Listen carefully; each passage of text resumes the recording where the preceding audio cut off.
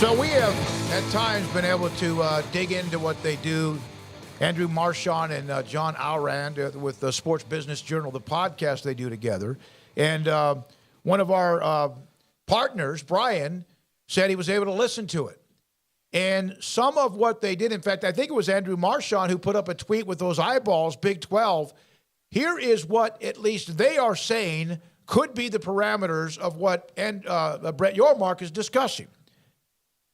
When we say that they had $42 million apiece last year, they distributed $42 million apiece to the Big 12 schools, and that's what Bob Bowlesby mentioned and eventually handed off to Brett Yormark. That number is not the network money. That is the overall number that they split up in football. That includes bowl games in the college football playoff, which we know that number is about to go way up. And the same thing will be said for whatever the Pac-12 eventually does, among others.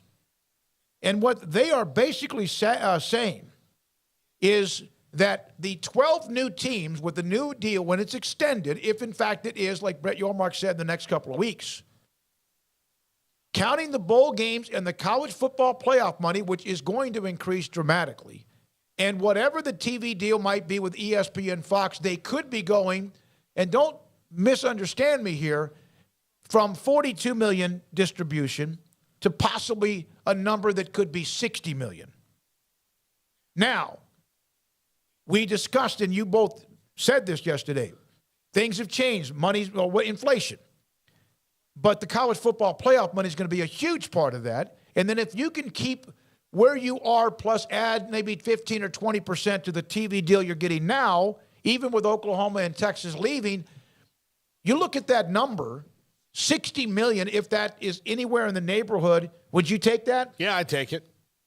Yeah, and that was kind of my point, is like just the money's naturally going up regardless. Now, I granted it goes back down heavily when you lose Oklahoma and Texas, and like that's where that delicate balance is, I suppose. But I mean, I don't see a scenario with all that's going on that like they're still making $42 million the next time. Like that's just, even with Oklahoma and Texas leaving, that's just not, that doesn't jive. So I figured that, yeah, the number had to go up in some regard, but how much of a blow Oklahoma and Texas actually deliver, like, yeah, it's very curious. And if they can approach 60, that would be great. I think that'd be a lot more than probably majority of people out there who have, dug the grave and, already put dirt on it and, rest in peace Big 12 and all that. Probably deleted a bunch of those tweets, but I saw a lot of those, and that seems to be far from the truth when you're talking about that. Now, granted, it's still far from what, like the SEC or the Big Ten, for example, will be making, but I don't know. It seems like it could be relatively still in the same sort of ballpark of kind of where they are now versus the SEC or the Big Ten to some extent. So not that different from kind of what they're currently in, just the numbers are different. They'll be making more than the ACC. Yeah. Oh, yeah, and there's that, yeah, and for then, a few years. And you want the Pac-12 to get it done. And I saw some yapping about the numbers in the Big 12's best game, TCU and Oklahoma State, compared to some of the other games. Here's one thing to remember now. I told y'all that was going to suck when we started doing that. $42.6 million is what Bowlesby announced back in July. $42.6 million. Of that, about half of it, 50% of it, in fact, more than that, more than they were getting per the TV contract, was additional money from what they kick in based on bowl games and also the college football playoff. Even though the Big 12 has had minimal impact on the college football playoff, you still have distribution there. Well, also, this is also, look, they're going to get 42.6 or whatever it's going to be for the next 2 years, and then the $60 million is going to kick in when Texas and Oklahoma are already gone, because they're not going to renegotiate that for the last 2 years. They're just going to let it ride out. That's what all these TV contracts are going to be. So it's not going to be 2023 all of a sudden. All these teams are going to – they've already negotiated that even for the new teams. So. Well, the college football playoff is going to, maybe triple. I don't know what that number is. But it's going to be nuts. If you're $20 million, and let's say you get $33 million for the extension, whatever they decide what that's going to be starting in 25, 26, and then you get the college football playoff money, and then you're talking about the bowl money. And by the way, they're going to probably add something to the overall TV deal because the Tier 3, which is ESPN Plus, that might go up a little bit as well because of who you're adding to the conference. And in the end, it's a lot more than anyone could have fathomed or thought back in the fall of last football season. Yeah, I mean, the only thing, though, is your playoff money's going up, but so is everybody else's. So it's not like, that it's like some great gain. You're still pretty much the same spot that you were with everybody because everybody's getting that bump. You know what I mean? It's about a 65% increase if you go from 42 to, I think, 60. Counting the money you get. Yeah, you're right. No, everyone else is getting that. Believe me, the Big Ten, the SEC, the ACC. The SEC is going from 100 to 112 or whatever. So, yeah, it's not like they're gaining ground is my point. But they are, I guess, gaining ground on the Pac, as far as the new deal goes, if all that adds up the way that you say, because it's hard to imagine that they're going to get something similar or to that number, sans USC and UCLA, and they haven't made any move on expansion to add any programs, unlike the Big 12. So I don't know where you're kind of positioning yourself as far as, well, hey, we know we're going to be this in 2 years, and here's what we're going to be, and here's what we're offering you. It doesn't seem like it's quite settled, or if it is, then it's kind of, I don't know.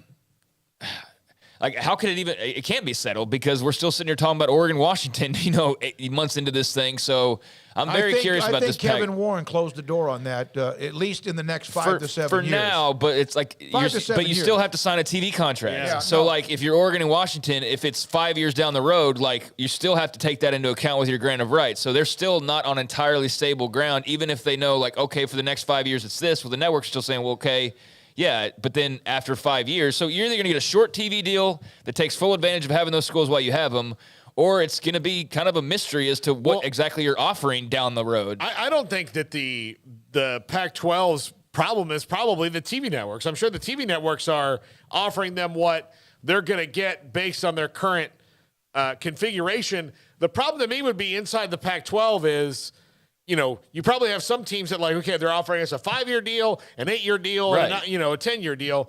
And you've got a couple schools that are like 5. And they're like, but what happens after 5? Well, we'll tell you in 5 years. That's what I mean. Yeah. And so if you're the other schools in the Pac-12, you're like, do you sign a grant of rights? How do you feel about a 5-year thing? Yeah, I mean, like, how long is it for? It can't be 10 years. Especially if 3 years in, they're like, okay, well, 2 years from now, we're going to. Exactly. And then they torpedo the last 2 years. You're going to sign a 10-year deal, and then 2 years from now, Kevin Warren's like, hey, we're open for business again, and hey, here come Oregon. So that to me is what's problematic for the Pac, is just the uncertainty of exactly what they are looking at. You feel, okay, when USC and UCLA are leaving, but beyond that, what kind of concrete assurances do you have as far as the rest of the league goes and for how long? Whereas with the Big 12, you at least know, like, hey, 4 schools are coming in. They're losing 2. We kind of now have a better idea of when they're going to lose those 2. So it looks like a couple of seasons, we're going to have this conference at its absolute maximum. And then, it'll get down to the new league when that new contract kicks in. But you have those, what's coming. Whereas with the Pac, there's still a lot of, uncertainty about just how concrete the foundation is. And I find that a fascinating element to their TV negotiations and kind of what that ultimately brings. But circling back, for the Big 12, I mean, it's good to know that they have kind of a solid number in mind, and they can plan around that and potentially, boost that even further. My only question is to have a TV deal potentially at this point is just, is it possible to have checked every box in your negotiations and all of the things that you could possibly do as far as streaming and things? Like, is it almost too quick to where it's like, how could they have something like, how could it be this quick? If ESPN and Fox say they want to keep you and they were willing to also then promote you, the new Big 12, and it's a number that you like or is a number you think is fair, I don't think there's a decision. Well, yeah, and we'll learn that. I'm just saying now, not knowing the numbers, it's curious to me that they could possibly be done this quickly, given all of the different intangibles that are in play, from streaming networks to rights tiers and all those different types of things. But yeah, if they've already got a couple networks lined up saying, hey, here's what we're guaranteeing you, and this is a big number that we're sure you'll like, and that's good enough for them, great. But just given how sort of the Big Ten's negotiations dragged out, granted they've got different inventory. The Pac-12's is still going on right now. Granted, they've got different circumstances as we've outlined. The Big 12 is to just boom, zip, be done like that is just kind of surprising. So I'd be very curious to know what sort of offer they got to make this such a quick negotiation. We'll keep up with that. In fact, time for me to get in touch with Bob Thompson again and his thoughts about it as well. Plus,